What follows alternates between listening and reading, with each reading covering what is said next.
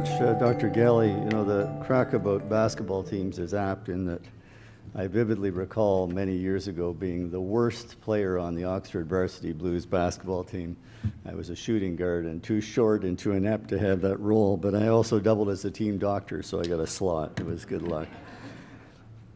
I'm very pleased to be with you today as you start a very important conversation at a very challenging time, not only for Alberta, but for Canada and its healthcare systems.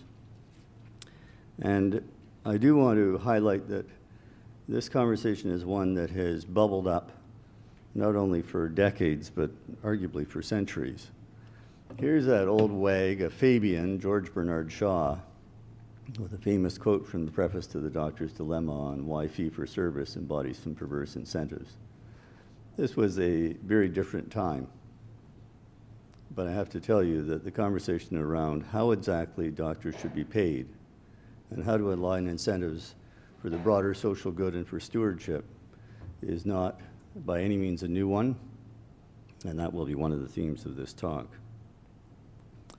Now, speaking of challenges and an important time in Canadian healthcare, it's pretty clear that the federal, provincial, and territorial ministers of health have been concerned, not least because of the flagging economy, starting with the crisis of 2008-9, about how to move Canadian healthcare forward. And it was that spirit that motivated the then Federal Minister of Health, an Albertan, the Honourable Rona Ambrose, to put together a panel to look at how innovation in healthcare delivery, and more broadly, could try to break the gridlock in Canadian healthcare. And I want to give a real shout out here to the Alberta influence. Not only was the minister from Alberta, we have Francine Girard, who at the time was Dean of Nursing at the Université de Montréal, but who is a Calgarian and was VP here at Foothills. Toby Jenkins, who is in Calgary. Jack Mintz, who you will all know. And of course, the late Cy Frank. And I just have to say, we dedicated this report to Cy, who was a fantastic panelist. And if there's one person I really miss in the room, it's Cy Frank. I wish he was here. He would have loved this conversation and been a great contributor. So a tough loss for everyone. Our panel mandate is set out on the slide. I won't read it to you. It's pretty clear cut. Find the focal points, the sweet spots for innovation, and then recommend things the federal government in particular could do to try to catalyze activity on those 5 fronts. We had a wonderful journey. We traveled to every province but PEI, but I managed to have 5 hours with Michael Main, the very capable Deputy Minister of Health of PEI in Toronto. We had tremendous conversations with stakeholders, many doctors, nurses, other health professionals, full range, excellent collaboration with ministries of health right across the country, and hundreds of submissions. So it was a tremendous learning experience for the panel, and also pretty sobering, because what we saw and heard was an affirmation of what Bill Galley has already showed you on that Commonwealth Fund report card. We had a system that continued to be excellent in many ways in many places, but really seemed to be losing ground and certainly was stagnant in terms of its basic architecture. We had outstanding health professionals, and we have them here again in the room in droves, who in many cases were frustrated by the relationship they had with management or government, but who also expressed frustration with the architecture of the system and the incentives and how they worked. We certainly had a sense that the forces of change were afoot. They're well known. Some will be slower. Demographics will be a ratchet effect with population aging, not a sudden burst, but it will squeeze budgets. But certainly information and biotech changes are much faster apace and are having a big impact, as are public expectations, which have gone from expecting excellent health care to be delivered to them to a very pressing demand to be serious participants in their health care with full access to their health care information. And of course, there is spending fatigue and limits, as Bill Galley highlighted, trade-offs to be made in how we use public dollars. So we concluded that the health system with its current architecture was really not well positioned to respond to these changes. Now, I'm going to go back to this report card, which has had a lot of airplay, and Dr. Galley talked about some of its limitations. But here's what I have to tell you. We looked at this report card with due cynicism. I'm a university president. We live with a lot of rankings. And I used to tell my colleagues back when I was in harness, your motto should be that you deploy when favorable and disparage when unfavorable. And I think we're all guilty of that pattern. You know, it's the yes, but response to bad news. Yes, but the rankings are flawed. Ladies and gentlemen, these rankings are consistent with a huge number of other indicators that the panel looked at. We are a middling performer and an upper quartile spender. We're not top of the spending heap, but we are upper quartile, and our performance would be sort of 50th percentile by most indicators. I don't think that's where Canada should be or deserves to be. And it's important to remember that in the 1970s, as Medicare got going as a national program, we had the universal healthcare Camelot. Britain was beset with queues and starting to face a parallel private system. The US was expensive chaos, out of which it's coming slowly. Australia was barely getting going with national health insurance after many false starts. We were the poster child, the Camelot. And things have changed, and I think they need to change back. So the challenge the panel faced in part was, how would we move forward from this period that seemed to be sort of arrested development in terms of a 1960s architecture in the healthcare system? How can we evolve at a reasonable pace, mindful of the human cost of rapid change? And our report is lengthy, 126 core pages, 160 pages with appendices, 70, 80,000 words. I can't summarize it and won't summarize it here because I have other ground to cover. But there were 5 key fronts that I think are totally predictable with the possible exception of precision medicine. All the others have bubbled up in reports across Canada, in various provincial reports, and internationally time and time again. These are the fronts where action needs to happen.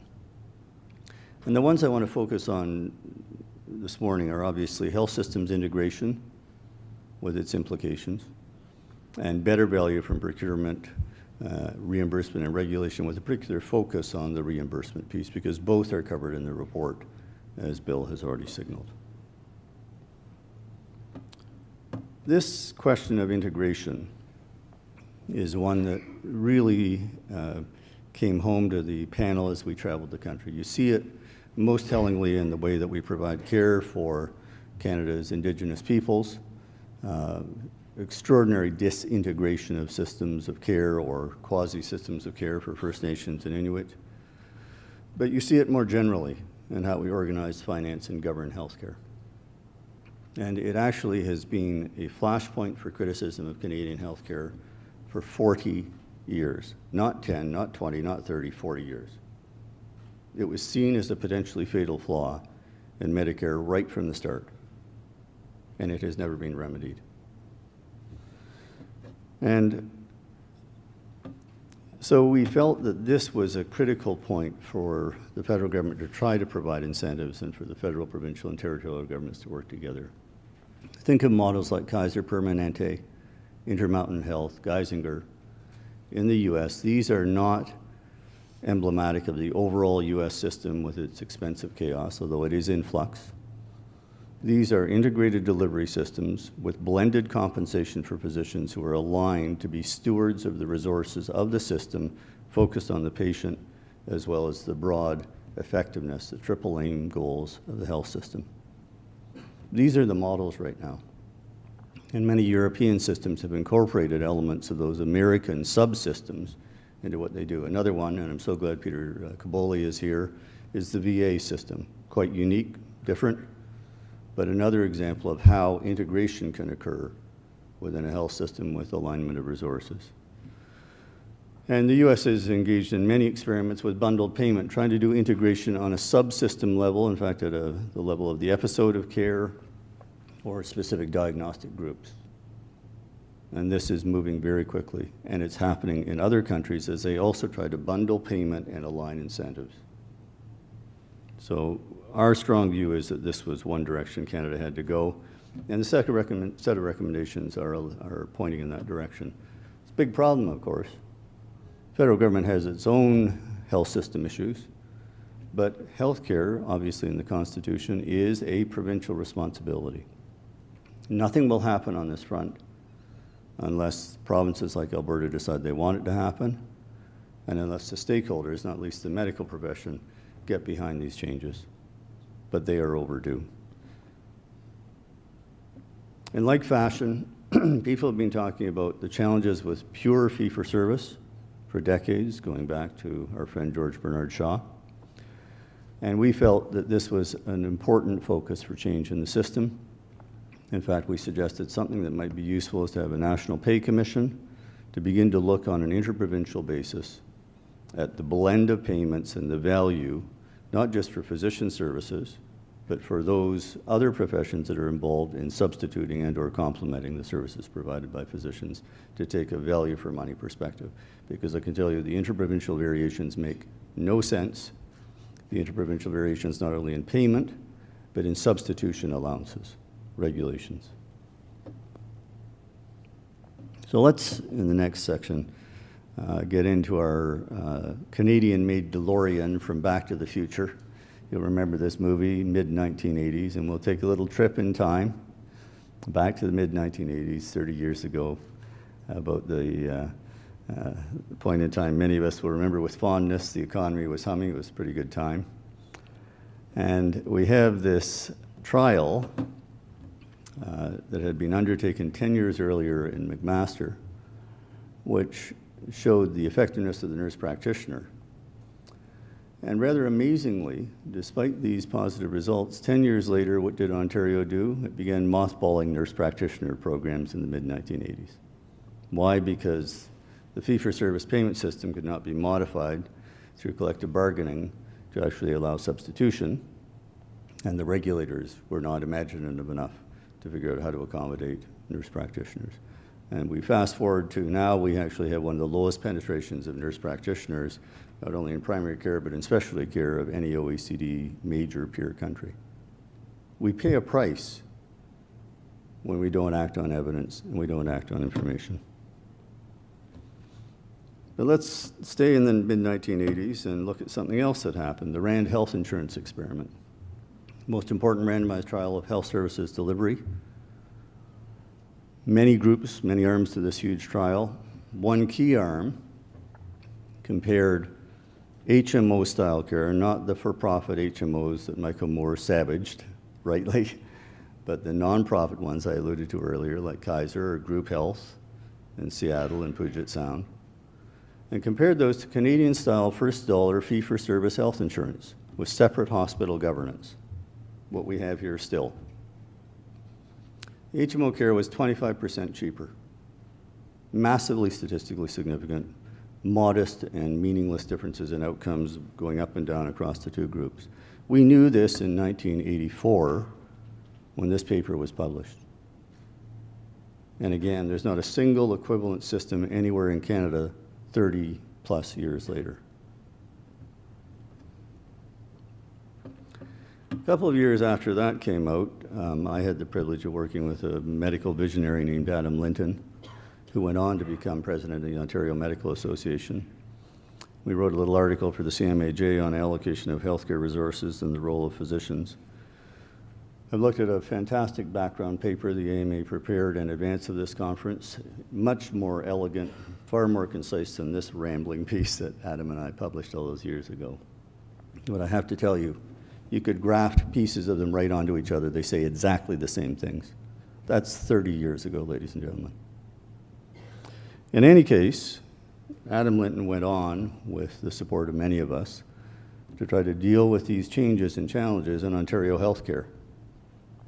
And we entered, many of you will recall, not many of you are older than me, but many of you will recall anyway, that in the 90s we hit a recession like the one we face now, very ugly period.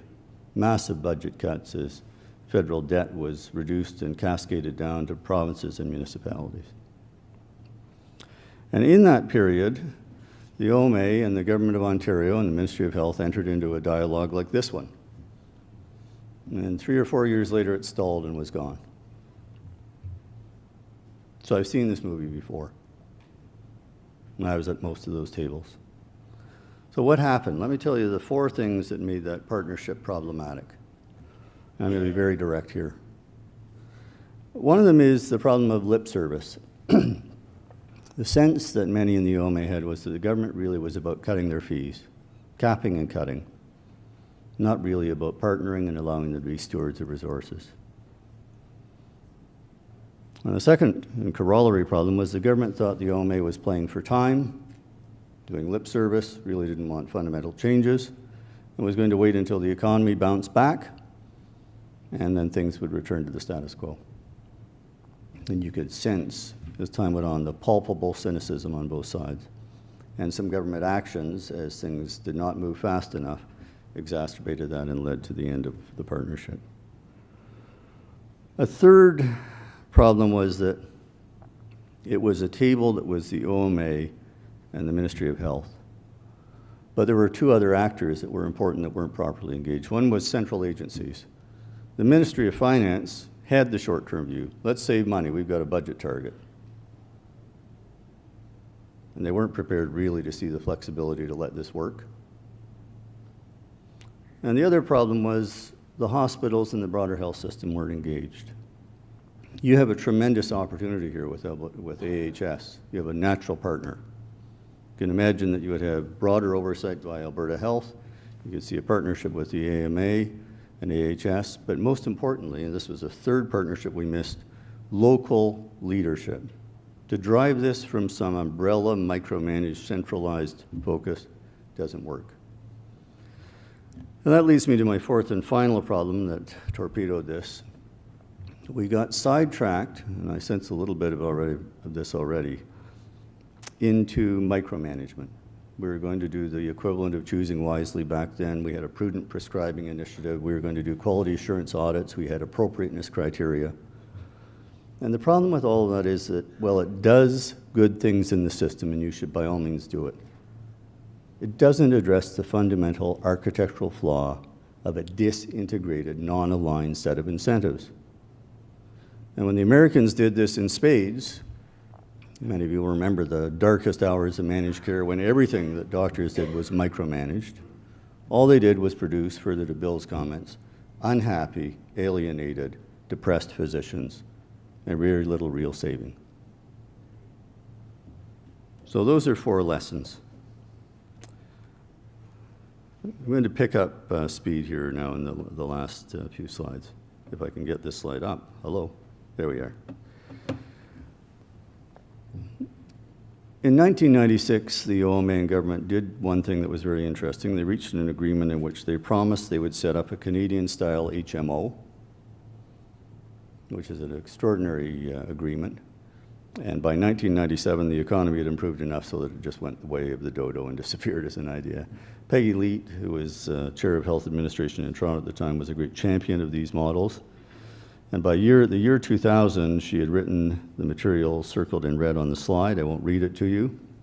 You can read it yourselves faster than I can say it. But I have to say that characterization, a hodgepodge patchwork, a series of disconnected parts. 16 years later, ladies and gentlemen, that's Canadian healthcare. And that's Alberta healthcare, and it sure is Ontario healthcare still, notwithstanding some payment reforms. So we do have some trouble here. Professor Galley's already alluded to the fee-for-service challenge, the fact that the long goodbye to fee-for-service has been particularly long in Alberta. The panel was quite concerned that the data show that a pure fee-for-service compensation model is smart in only one respect. It encourages doctors to be stewards of what is our scarcest non-renewable resource, waking hours and our skills. That's good. It drives volume and productivity. That's good. But it totally misaligns incentives. And this over-reliance on fee-for-service not only means that there's no reward for quality or stewardship, it has other side effects, as I've shown on the slide. It really creates this, what's been called by some cynical American business people back in the 70s, a pushcart vendor model of medical practice. The tag in Fortune magazine was that we were pushcart vendors in an era of healthcare supermarkets. Well, today we're pushcart vendors in an era of e-commerce. doesn't work very well. And it disengages us from what I think is the necessary leadership role physicians should have in the system. And here I speak as a physician and a chauvinist perhaps, but I think the profession is essential and central to the health system. The fee schedules, I've been at the table advising the OMA in years past. I was mediator in 2014 between the government and the OMA. Fee schedules have huge challenges with relativity and complexity. And there are always a few colleagues, most of us, thank heavens, who engage in sharp billing practices and make the rest of us look stupid. A particular concern is the slump and boom cycle. I've seen this in every province. It's particularly acute here in Alberta, but it's also acute in Ontario.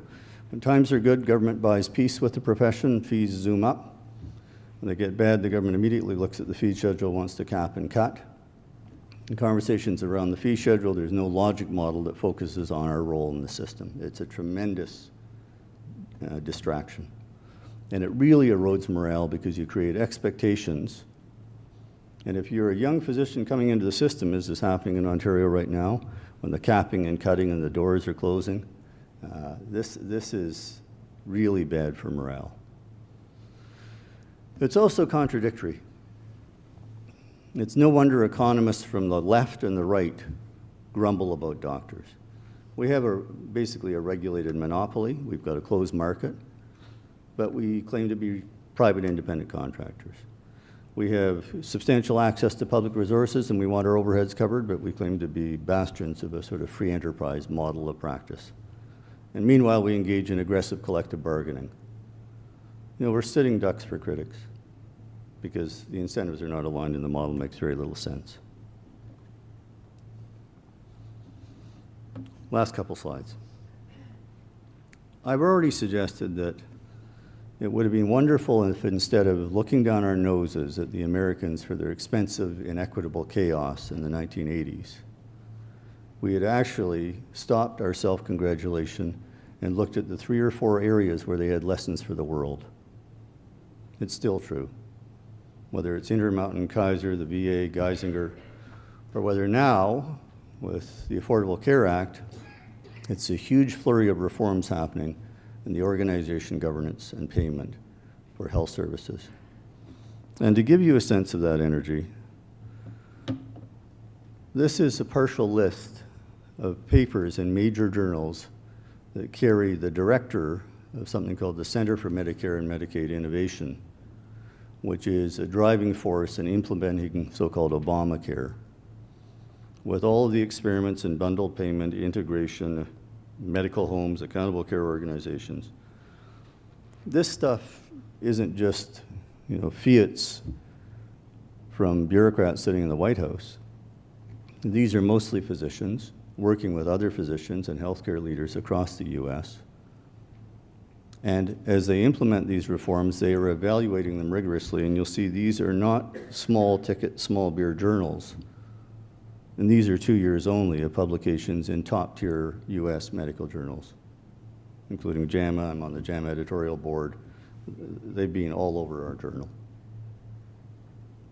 So there's tremendous creative ferment and lots to learn if you ignore what is still the expensive, inequitable chaos of the system as a whole. And by the way, on that Commonwealth report card, ladies and gentlemen, we're 10th, they're 11th. Give it 5 more years and we don't change things, we'll be 11th. And ask yourself how that's going to feel. So my last slide is to ask a question that I think needs to be asked. It's a multiple choice question. You can decide how you want to answer it, depending on how rosy and optimistic you feel. Will we actually have Albertans leading us to a better, more sustainable, triple aim, quadruple aim, with a nod to Bill, quadruple aim health system that's good for everybody? If there's one province that has a serious shot at doing it, it's this one, because of the scale and the structure, and also the acuity of the fiscal crisis. So that's one reason why I'm delighted to be here, because many of us are hoping that Alberta will be the canary in the coal mine. But experience over the last 40 years would lead to a little more pessimistic view. And I'm going to take C as my choice, because you have many of the right things happening. but a huge amount will depend on public awareness, which I hope this symposium will foster. On expertise, you have lots of that, and you can get more of it from the US, and the rest of us across the country, I know, would be happy to help out. Many of us, whatever the grumbling you hear from people about fossil fuels and so on, are acutely aware that our health and education systems have been subsidized by Alberta. And you're having a hard time, and we think we owe you something. But it also depends on leadership. And the question of leadership is essential. And so the challenge here is very much one of how Alberta Health, the Alberta Medical Association, and Alberta Health Services will choose to lead, and how, to follow on from my old friend Lauren Terrell's comment, how they will partner with each other in these difficult times. Wish you best of luck in this endeavor, and simply to say I and many others would be happy to help on this journey as it proceeds. All the best.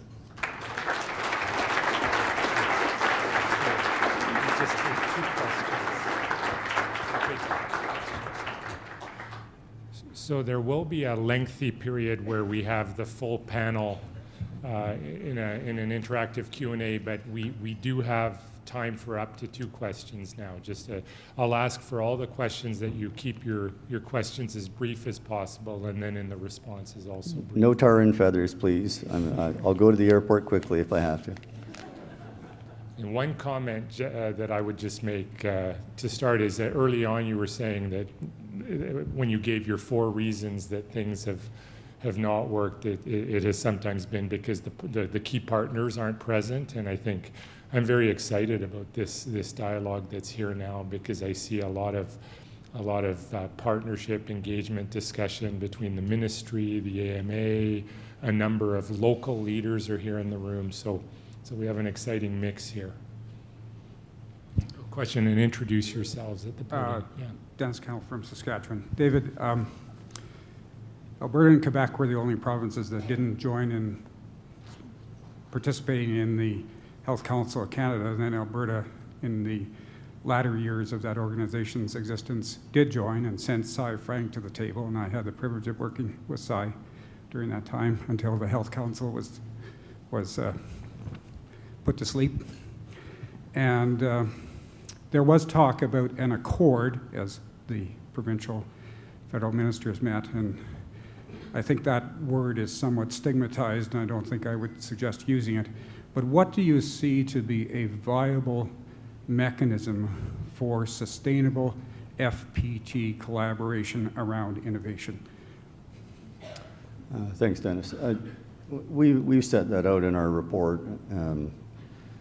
And if you look at the accords that had innovation funds in them, the fatal flaw there was that the funds were earmarked on a population basis. So in essence, as long as you got over a very low bar, there was an entitlement. And that's quite different from a model in which you say there is a set of structural requirements for innovation and impact and sustainability.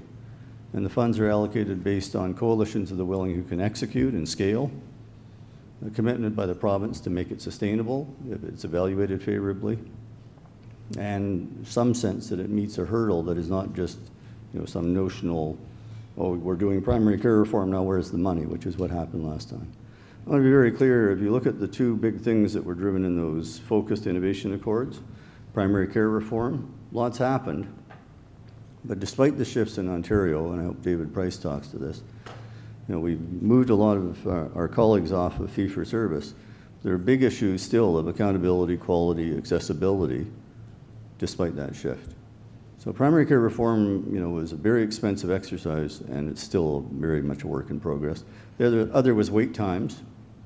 And the wait times money drove reductions in some of the wait times. But no one paid much attention to how long it got to see the specialist before you got in the queue. We still have some of the longest wait times to see that specialist ab initio in the entire OECD. So the lesson is, I think, Dennis, if you're going to do this, you've got to have an innovation fund. You have to have some mechanism to adjudicate. On some levels, you have to replicate the CMMI model, but in a uniquely Canadian way, and that's what we proposed. And frankly, I think we all stand by that recommendation. And just a quick volley on this question. My question is very short. I really enjoyed your presentation. Thank you very much, and you've clearly done a lot of work on this. I'm a cardiologist representing the AMA. Do you believe that government has the creative energy necessary to implement the recommendations that you've promulgated? You will have picked up that I've been at this for a long time, since, I think started around the time of the Boer War, and the plastic surgery is holding up pretty well, but I'm about 138 years old. So I do have a certain fatigue and a certain, concern that all the parties, not just government, come to the table and don't actually get going and get moving. But I think, as I said, if there's one place where about which I'm cautiously optimistic, it would be Alberta, because it is scalable, because there is some sense of social solidarity in the province, because there is a crisis, because the slump and boom cycle has been so intense, and this one is particularly nasty, and who knows how long it's going to last. And I think the other factor that I think is so important is I think any Canadian who's dancing around saying, ha ha, that schadenfreude habit we have, look how bad they have it in Alberta, we're not hit as hard now, or we're on the rise. It's so short-sighted and petty, because we need every province to be flourishing, not least this one, which has been such an engine for Canada. So I think there's huge goodwill, huge support, huge interest in how Alberta does, and I think the government is resolved to try to move this forward. I think actually the onus is very much on how the medical profession is going to respond to what is overdue structural change. So I worry about all of it. I've seen a lot of these conversations for 35 years, but I remain, and this is a state of perhaps psychopathology, perhaps there may be a psychiatrist in the room, but I remain, as always, cautiously optimistic and sort of baked in if you've ever been an administrator. All right, thank you.